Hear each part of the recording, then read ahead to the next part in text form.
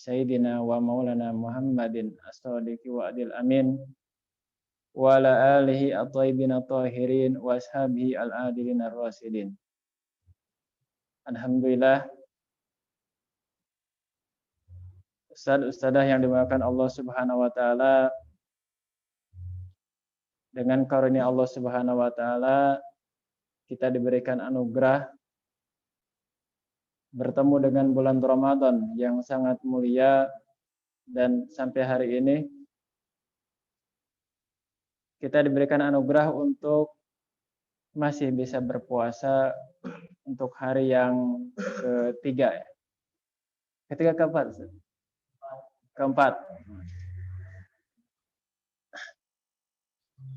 Di samping kita sekarang sedang berpuasa, maka alhamdulillah kita juga mengikuti musalsal atau serial kajian ilmi yang kata Dr. Luqman Al-Hakim Al-Azhari kemarin, Maidatur Rahman atau hidangan yang sesungguhnya adalah hidangan ilmu. Maka insya Allah dengan inayah dan karunia Allah Subhanahu wa taala, untuk sore ini di hari Jumat pertama bulan Ramadan kita akan mengkaji dan mempelajari salah satu kitab yang ditulis oleh Al-Imam Jalaluddin Abdurrahman As-Suyuti Asy-Syafi'i yang bernama kitab Bushrul Kaib Biliqa'il Habib. Kitab ini menceritakan tentang ahwal atau keadaan-keadaan ruh sebelum sampai di alam akhirat dan setelah meninggalkan alam syahadah atau alam dunia ini. Maka seperti apa dan apa saja yang akan dialaminya.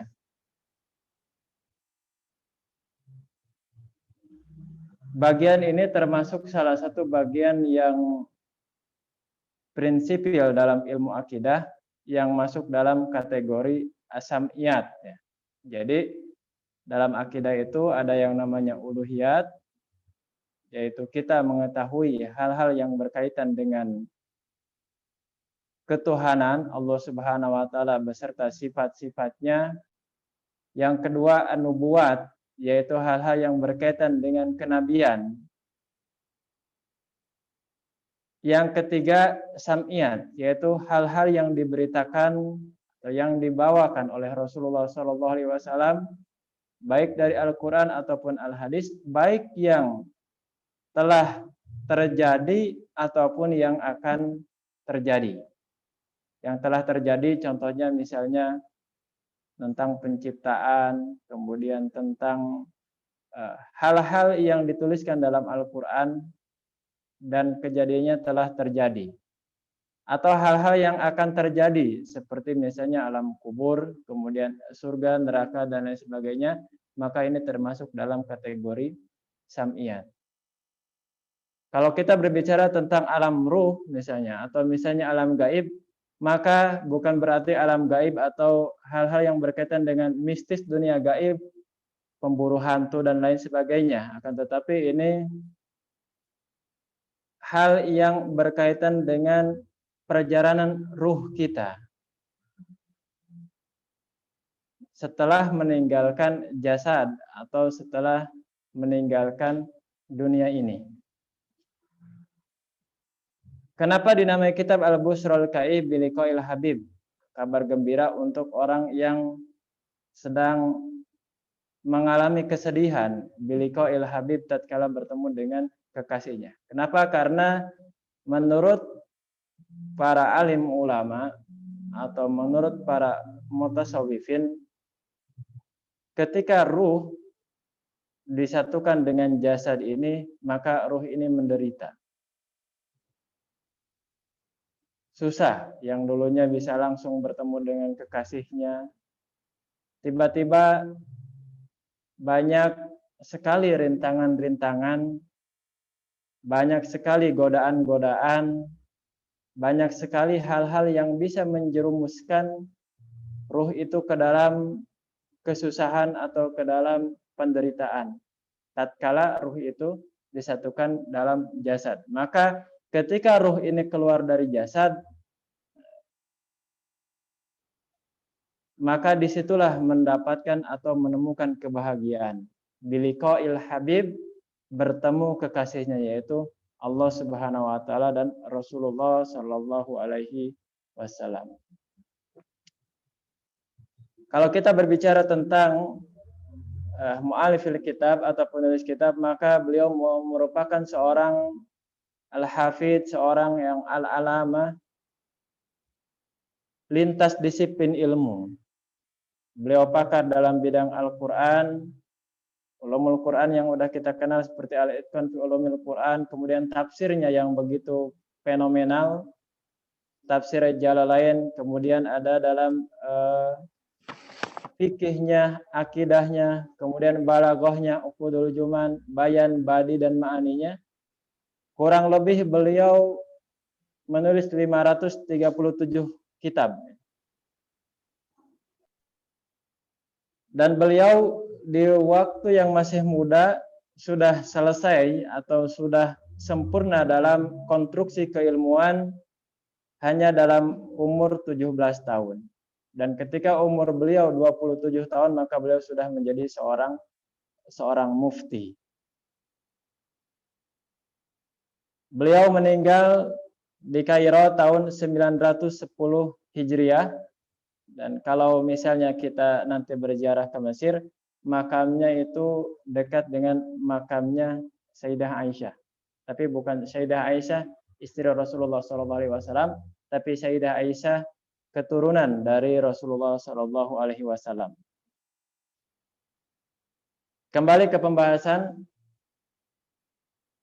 Bushrul Kaib Biliqa'il Habib, atau kitab yang menerangkan tentang perjalanan ruh di alam barzah, terbagi kurang lebih ke dalam 21 bab.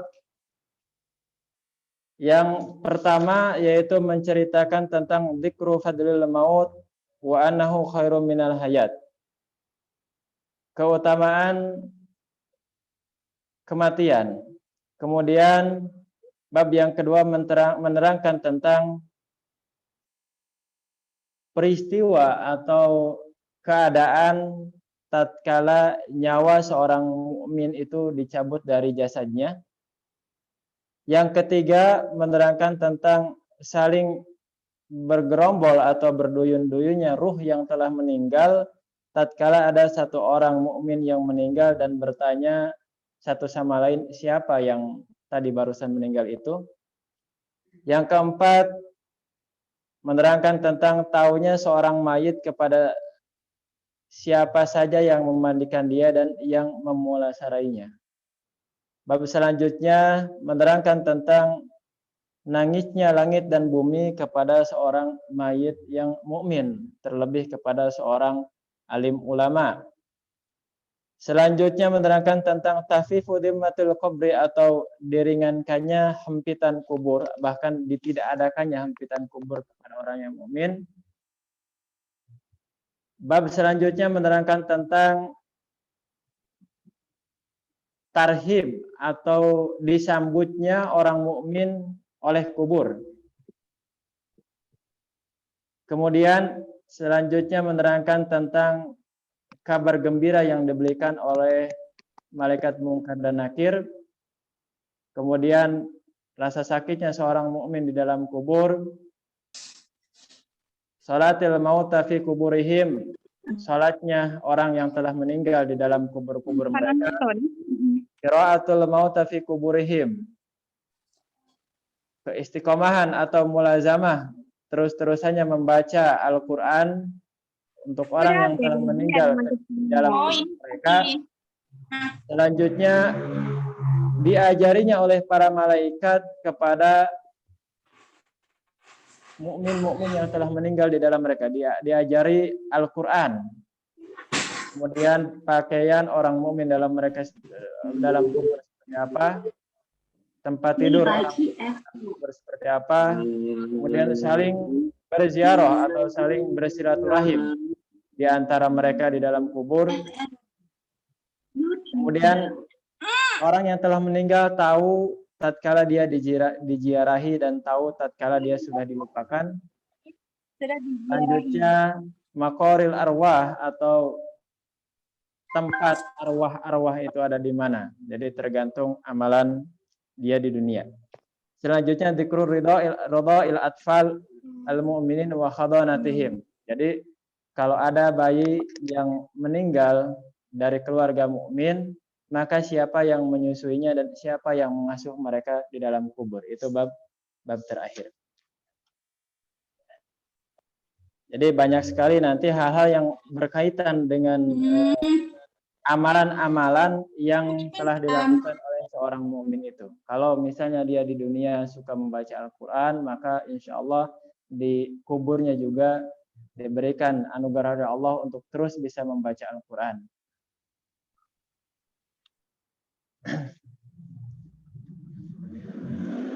Kemudian di sini dzikru fadlul mauti, diterangkan keutamaan maut, ya. Keutamaan maut. Ini bagaimana maksudnya? Tentunya kita harus memahaminya secara komprehensif, jangan memahami secara parsial. Ya udah kalau gitu misalnya kalau mati itu lebih baik maka saya akan melakukan bom bunuh diri aja. Karena maut itu lebih mulia katanya daripada hidup di dunia. Ini salah, pemahaman yang salah. Karena perbandingannya meninggal di sini bukan dengan hidup di dunia. Kontradiksinya atau kontradiktifnya, tatkala di sini menerangkan tentang kebaikan-kebaikan atau fadhailul maut, maka yang dicela adalah cinta dunia, bukan cinta kehidupan. Karena kalau untuk cinta kehidupan, seorang alim ulama Syekh Ali Jum'ah, beliau menulis satu kitab namanya Fiqhul Hubbil Hayat, fikih bagaimana caranya mencintai hidup.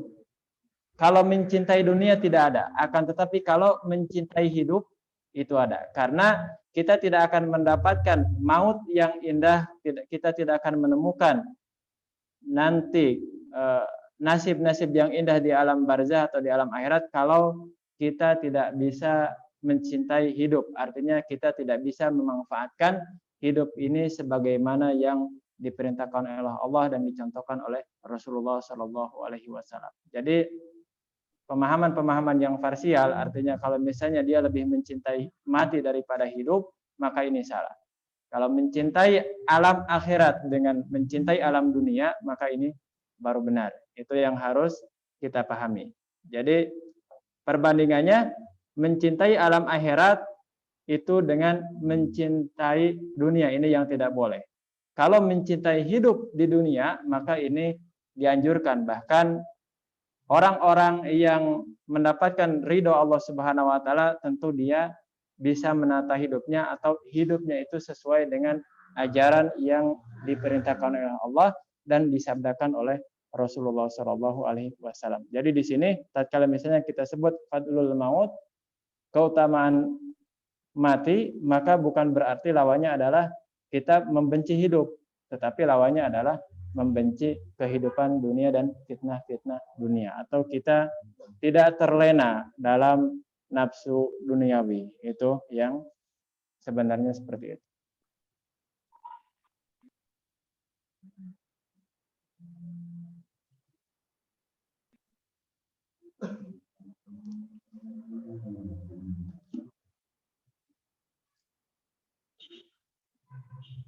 Kita langsung bismillahirrahmanirrahim. Dzikru fadlil mauti wa annahu khairum minal hayat. Bab menerangkan tentang keutamaan meninggal atau mati, kehidupan akhirat. Wa annahu dan sesungguhnya kematian itu khairum minal hayat, lebih baik dari pada kehidupan. Nah, di sini tadi sudah kita bahas, artinya yaitu kalau kita tergelimang atau terjerembab ke dalam nafsu duniawi, bukan hidup yang kita pakai untuk kebaikan. Jadi salah kalau misalnya tadi pemahaman yang parsial, ya udah saya mau bom bunuh diri aja karena mati itu lebih baik. Ini adalah pemahaman yang salah. Akhraja Ibnu Mubarak fi Juhdi wa Ibnu Abi Darda fi Dzikril Maut wa Tabrani Nah, fi ininya mah, Mu'jamil Pak, Kabir wal Hakim fil kitabnya. Mustadrak an Abdullah bin Kitabnya kalau Umar udah didapat qala gimana Rasulullah cara kayak kemarin? sallallahu alaihi wasallam tuhfatul mu'min al maut. Anugerah yang sangat besar Iya. yang dimiliki oleh seorang mukmin al-mautu adalah kematian. Kenapa al-mautu di sini sebagai anugerah yang sangat besar? Hadiah yang sangat agung yang dimiliki oleh orang mukmin karena maut merupakan gerbang atau maut merupakan perantara dia bertemu dengan kekasihnya yang hakiki. Dari alam penderitaan, dari alam kesengsaraan, kemudian dia menemui alam kebahagiaan, alam kesenangan yang hakiki, maka ini disebut sebagai tuhfah atau anugerah. Wa akhraja Dailami fi Musnadil Firdaus anil Husain ibn Ali anna Rasulullah sallallahu alaihi wasallam qala al mautu raihanatul mu'min. Kematian merupakan angin segar atau kesegaran bagi orang yang beriman. Wa akhraja aidan an Aisyah radhiyallahu anha qalat qala Rasulullah sallallahu alaihi wasallam al mautu ghanimatul mu'min. Maut merupakan ghanimah atau harta rampasan, harta yang tidak terduga yang dimiliki oleh orang yang beriman. Wa akhraja Ahmad ibn Hanbal fi musnadihi wa Sa'id ibn Mansur fi sunanihi bi sanadin sahih an Mahmud ibn Labid anna Nabiyya sallallahu alaihi wasallam qala yukrihu ibnu Adam al-mauta wal mautu khairun lahu minal fitnah. Mayoritasnya anak Adam atau kita manusia ini membenci atau tidak menyukai kematian. Padahal sesungguhnya kematian itu lebih baik baginya daripada fitnah. Ya, di sini perbandingannya adalah fitnah, bukan kehidupan. Enggak ditulis wal mautu khairun lahu minal hayat. Kematian itu lebih baik daripada hidup. Akan tetapi di sini lawannya adalah fitnah, artinya kehidupan kemudian godaan-godaan duniawi. Anak Adam atau manusia mayoritasnya secara umum pasti membenci kematian. Kenapa? Karena dia terlena, dia sudah tenggelam, dia terjerembab dalam kecintaan terhadap dunia, bukan kecintaan terhadap hidup. Kecintaan terhadap dunia ini bukan berarti misalnya orang yang hartanya di mana-mana dia sudah dicap cinta dunia. Kemudian bukan berarti juga orang yang tidak punya apa-apa dia tidak cinta dunia. Kenapa? Karena cinta dunia ini letaknya adalah di hati. Karena tidak sedikit para nabi, tidak sedikit misalnya para aulia, tidak sedikit para alim ulama yang secara material beliau memiliki apa-apa. Contoh dari para nabi misalnya Nabi Sulaiman alaihissalam memiliki harta, memiliki jabatan. Nabi Yusuf alaihissalam memiliki jabatan. Kemudian Abdurrahman ibni Auf, beliau memiliki harta yang sangat banyak. Kemudian Utsman ibni Affan, beliau juga sahabat yang memiliki harta yang sangat banyak. Ada Imam Abu Hanifah, ada Hasan al-Basri. Beliau merupakan orang-orang yang kekasih Allah Subhanahu wa taala yang hartanya sangat banyak akan tetapi tidak mencintai dunia. Dunia ada di tangan mereka, bukan dunia di hati mereka.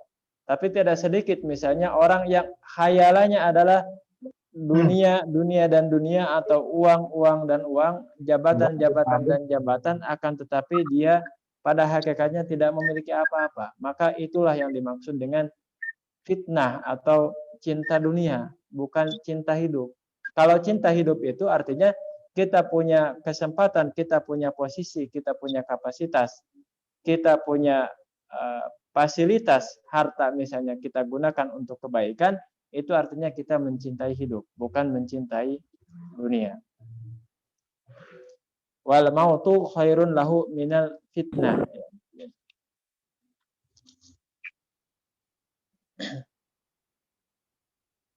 Wa akhraja Ibnu Mubarak fi Juhdi wa Tabrani fil Kabir an Abdullah ibn Amr ibn al-As an Nabi sallallahu alaihi wasallam qala ad-dunya sijnul mu'min wa sannatuhu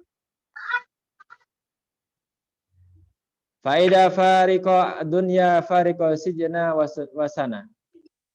Dunia merupakan penjara bagi orang beriman dan kerangkeng sama penjara. Faida faraqo dunya, tatkala dia telah berpisah dengan dunia, maka terlepas pula atau terpisah juga dia dari penjara.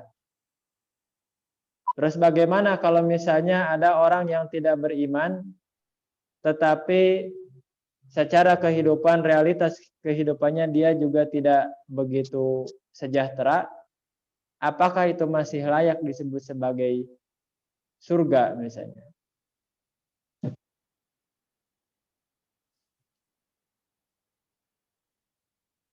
Maka secara hakikat atau jawabannya, kalaupun misalnya orang yang tidak beriman di dunianya tidak punya apa-apa, tidak memiliki kesejahteraan apa-apa, maka itu lebih baik daripada nanti kehidupan dia yang hakikatnya atau di akhirat nanti seperti apa. Ini masih lebih baik. Wa akhraja Ibnu Mubarak an Abdullah ibn Amr qala ad-dunya jannatul kafir wa sijnul mu'min. Wa innama mislul mu'min hina takhruju nafsuhu kamisli rajulin kana fi sijni fa akhraja minhu fajala yataqallaba fil ardi wa yatafassahu fiha. Dunia merupakan surganya orang kafir dan penjaranya orang beriman. Perumpamaan seorang yang beriman tatkala keluar ruhnya dari dunia, maka seperti dia keluar dari penjara. Dia menemukan kebebasan. Tadi, maaf ini untuk menerangkan hadis yang tadi. Jadi, bagaimana kalau misalnya orang kafir di dunia ini kehidupannya tidak begitu sejahtera? Apa masih layak disebut sebagai surganya lil kafirin? Maka jawabannya adalah tadi, ini masih lebih baik daripada nanti apa yang akan ia alami di akhirat. Dan sijnul mu'min, terus bagaimana kalau ada orang mukmin tetapi secara realita kehidupan dia sangat sejahtera? Apakah ini layak disebut sebagai penjara? Padahal dia segala punya, harta punya, jabatan punya, dan yang lainnya punya. Apakah ini masih layak disebut sebagai penjara? Maka jawabannya adalah tetap dunia ini disebut sebagai penjara karena banyak sekali aturan-aturan, banyak sekali larangan-larangan yang tidak boleh dilakukan oleh seorang mukmin. Seperti itu. Wa akhraja Ibnu Abi Syaibah fil Musannif an Abdullah ibn Amr qala ad-dunya sijnul mu'min fa idza mata yakhla syarbahu yasrahu haitsu yasa. Dunia merupakan penjaranya untuk orang beriman, maka tatkala dia meninggal terlepaslah dia dari masa lalu yang begitu tidak enak, masa lalu yang begitu sempit. Maka dia terbebas, dia telah menemukan kebebasannya. Wa akhraja Ibnu Abi Syaibah wa Tabrani an Ibnu Mas'ud qala al-mautu tuhfatu likulli muslim. Kematian merupakan anugerah untuk setiap orang yang muslim. Wa akhraja Abu Nuaim an Anasin qala Rasulullah sallallahu alaihi wasallam al-mautu kafaratun likulli muslim. Kematian merupakan kafarah, merupakan pembebas atau merupakan balasan bagi setiap orang yang Islam. Wa akhraja Ibnu Mubarak wa Ibnu Abi Syaibah an Rabi' ibn Qasim qol ma min ghaibin yantadirul mu'min khairun lahu minal maut. Tidak ada sesuatu yang ia tunggu-tunggu. Jadi ada sesuatu yang pergi atau yang menjauh dari dirinya, kemudian ia sangat kangen, sangat ingin bertemu dengannya, yang lebih baik kecuali kematian. Jadi untuk orang yang beriman ini, kematian itu adalah suatu hal yang sangat ditunggu-tunggu. Kenapa? Ya karena tadi merupakan gerbang atau merupakan wasilah, merupakan perantara untuk dia bertemu dengan kekasihnya, yaitu Allah Subhanahu wa taala dan Rasulullah sallallahu alaihi wasallam. Kemudian nanti kalau misalnya ada pertanyaan nakal dari kita, loh ini kan menceritakan hal-hal yang gaib, hal-hal yang belum kita lalui. Hal-hal yang nanti kejadiannya itu akan terjadi di masa yang akan datang. Maka apakah kita udah pernah ke sana misalnya, apakah kita udah pernah masuk alam kubur atau yang lainnya? Maka untuk jawaban yang seperti ini atau pola pikir yang seperti ini adalah baik itu dari sisi ilmu akidah maupun dari sisi ilmu logika, ilmu mantik. Kalau dari sisi ilmu akidah, maka sudah paten, kita sudah tidak punya masalah lagi. Kita sebagai orang yang beriman, kita mengimani yang namanya sam'iyah atau hal-hal gaib. Dengan perspektif atau pendekatan ilmu akidah, maka hal-hal yang seperti ini sudah tidak ada masalah bagi kita. Karena ini merupakan hal yang sam'iyat. Segala sesuatu yang disabdakan oleh Rasulullah itu absolut kebenarannya, tidak mungkin salah. Akan tetapi kalau misalnya kita memakai ilmu mantik atau ilmu logika, maka kita mengenal apa yang disebut sebagai ilmu dalalah atau petunjuk. Kita tahu ini berbahaya, tidak harus kita mengalaminya atau kita tidak harus kita buktikan dengan hal yang empiris, akan tetapi kita cukup dengan melihat dalalahnya, melihat petunjuk-petunjuknya. Kita tahu misalnya ada kabel yang terbuka dan nyambung dengan PLN dan kita tahu itu ada setrumnya, maka kita tidak perlu mencobanya secara empiris akan kita sentuh setrumnya, tetapi kita cukup dengan melihat dalalah. Dalalahnya apa? Ya bisa misalnya lampu yang menyala, kipas angin yang berputar dan lain sebagainya. Artinya hal-hal yang kita bicarakan adalah ilmu sam'iyat berkaitan dengan alam ruh, alam gaib, maka dengan pendekatan ilmu mantik atau logika kita cukup memakai dalalah atau memakai petunjuk yang disabdakan oleh Rasulullah dan disarahkan oleh para alim ulama, disarahkan oleh para fuqaha, maka itu sudah cukup. Di samping kalau pakai pendekatan ilmu akidah, maka ini sudah tidak ada masalah bagi kita karena hal-hal yang gaib ini merupakan bagian dari prinsipil ilmu akidah, yaitu ilmu sam'iyat. Maka insya Allah mungkin untuk pertemuan kali ini kita cukupkan sampai di sini. Mudah-mudahan kedepannya kita tetap bisa bertemu lagi dalam bahasan-bahasan selanjutnya.